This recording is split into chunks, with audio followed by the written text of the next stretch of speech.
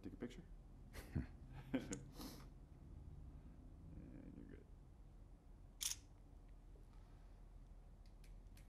Volume down. Okay. Let's do first and last name and spell it. First name's Rick, last name's Raemisch, Raemisch. Executive Director. Yes. Sound okay, Bruce? Yep. And how does my mic sound? Keep talking. 1, 2, 1, mic check. Here's a question like this. 1, 2, 1. If I were to ask a question. I'm not hearing it. 1, 2, 1, 1, 2, 1. 1, 2, 1, mic check. Mic check. Doing it backwards. I see lights. La. I hear it now, but just make sure it doesn't fall. It won't fall. Touch it. Sound all right? 1, 2, 1, 1, 2, 1. Okay.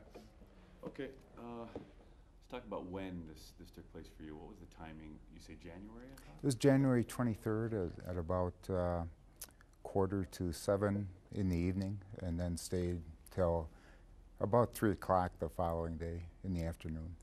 Was this your idea? Yes. What were the thoughts going in? You know, I don't have to jump off a garage roof to know it's going to hurt when I hit the ground, but I thought this was something that I should experience for a longer period of time than I have in the past, which is I've sat in those cells for, you know, roughly maybe an hour at the most, but I didn't think I really had the feel for it, and so I wanted to spend the night to see what my feelings were. And you came out resolved to a reform you'd already been committed to. Yes. How likely is it that you can reduce or eliminate, as you mentioned? We're making great strides. Colorado Department of Corrections is filled with very professional people, and I've talked about what the mission is, which is to reduce or eliminate those that are placed in administrative segregation, and for the most part, people have been very willing to try and do that. When you've taken this cause to lawmakers, what's the response? Are you getting objections? Are you getting support? What do you see? I'm mainly getting support. I think we've reached a time in the history of actually the United States where we've come to the realization you just can't treat people like that. And this is a national issue, not just a Colorado issue. And in talking with other corrections directors across the nation, everybody is working on this at this point. So the next question is, how do you do it? I'm sure you need this to some degree for gang activity and other violent behaviors. You need some sort of a hammer, don't you? I think there will always be a need for a jail within a prison, so to speak, but I think that for the most part that can be downsized quite a bit. You know, when people are sentenced to prison, they know when they're going to get out, and I think when people are sentenced to administrative segregation, they should have an end period, and I call it they need an end to the story.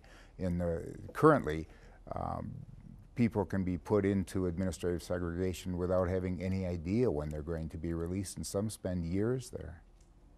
After your time, that would seem like a difficult chore, wouldn't it? You know, I spent 20 hours there, and some people have spent 20 years there. I can't even imagine that. It's not the way we should treat human beings, no matter what they've done. And really what this is all about the victims. I mean, if we can cure the problem that got them in there to begin with, we're going to have a much safer community when they come out, because 97% do return to the community. And it's our job to make sure that they come out better than when they came in, and I don't think administrative segregation does that. You'll have a lag period. If, let's say, you're successful in reducing further or even eliminating the use of, there's a period of folks who are already in the system, who are already out and have been in it for a long time. How do you make sure the community is safe for those folks? Well, I think for those people, we've been looking at different types of programs when they're on parole that we can get them into. There has to be some type of reintegration program for them, and what we've done now is we're trying to completely eliminate having people released directly from the directly to the community from administrative segregation. That's a recipe for disaster. We haven't quite got the programming in place to do that yet, but what we are doing is working closely with law enforcement so that they do know these individuals are coming out. We're tracking them a lot more closely and watching them more closely. Do you have concerns for that part of it, that the current system of monitoring is ineffective, or what are your thoughts on that? I have concerns that we're releasing people directly from administrative segregation into the community, which is so ironic because in a sense what we're saying is they're too dangerous to be in general population within a prison community, but yet we release them out into the general community, and that's just wrong. That's not our job. Our job is to make the community safer.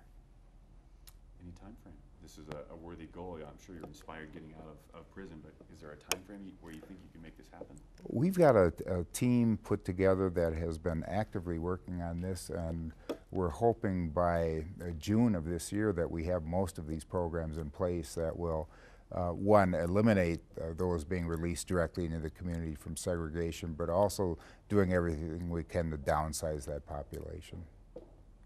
Interesting. When you think about it or try to describe the experience to folks, how do you best describe what it was like for you those 20 hours? I'm not going to do it again. It was very telling for me, and you know, my wife may differ, but I consider myself having a healthy mind and going in there and just sitting there for that period of time, which in reality was a very short period of time when you consider that the average time period that someone spends in Colorado prison system in administrative segregation is 23 months. 20 hours is nothing, but to me, I was ready to leave and felt that I wasn't ready to ever go back and do that again. Question for you, Bruce? Nope. Anything we didn't touch on? I guess just in terms of safety, now that you've been on the job for, when were you actually introduced then? June 22nd, or July 22nd, Has it been actually. that long? July 22nd. Seems like yesterday to me, but Yeah, I remember being out there at the parking lot when the announcement was made. Are you satisfied with the pace of reform, other reform? Do you believe that parolees getting out now do not pose a danger to society? well, I think there's always a risk, but I'm very satisfied with the progress that we've made. I think it's been unprecedented that we've done probably more in 6 months in this particular area than has been done in 100 years of Colorado corrections. And I think that this is setting a standard for the nation to look at. My only question is, can we have the full interview posted online? It's kind of a promise we made with our staff, is that we would have the full interview up too. Can you make that I'll happen? have to ask this. It doesn't have to be in the story, but if you could put it up where I can link it to our staff, that would be much appreciated for us. I don't see why not, but that's not my call, so I'll ask. Yes, please. Is that right? Yes, please. Okay. The video. Yes. Sure. Can you send me whatever links you have when you have them? Yeah. Since you're the only one we're doing. Yeah, definitely. I don't see why we would object.